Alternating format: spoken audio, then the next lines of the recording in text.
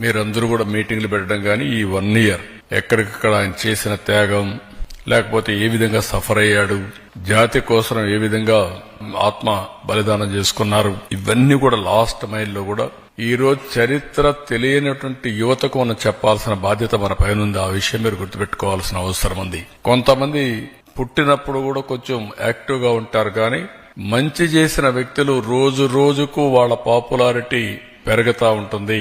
అలాంటి చరిత్రలో పుట్టినటువంటి యుగ పురుషుడు పొట్టి శ్రీరాములు గారని కూడా మీకు తెలియజేస్తున్నా. దీనికోసం ఆయన మీరందరూ కూడా చాలా సామూహిక కార్యక్రమాలు చేయడానికి ముందుకు వస్తున్నారు. వీలైతే ఆయన ఆత్మార్పణ చేసినటువంటి దీక్షాస్థలను సందర్శించడం, ఆయన స్వగ్రామాన్ని అన్ని విధాలు నేను కూడా ఆ రోజు డెవలప్ చేయడానికి వచ్చాం.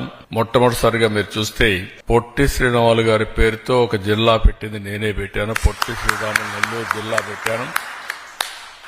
అదే మరి ఎప్పటికప్పుడు ఆయన స్ఫూర్తిని ముందు తీసుకుపోవడం కోసం చాలా కార్యక్రమాలు చేశాం. ఈ రోజు రాజధానిలో కూడా 58 రోజుల దీక్ష గుర్తుగా ఆయన స్ఫూర్తికి 58 అడుగుల విగ్రహాన్ని పెట్టాలని చెప్పి నిర్ణయిస్తున్నాం. దాన్ని కూడా మీరు అందరూ కలిసి వర్కౌట్ చేస్తే ఏం చేయాలో చేయడానికి ప్రభుత్వం సిద్ధంగా ఉన్నామని చెప్పి కూడా నేను మీకు తెలియజేస్తున్నా.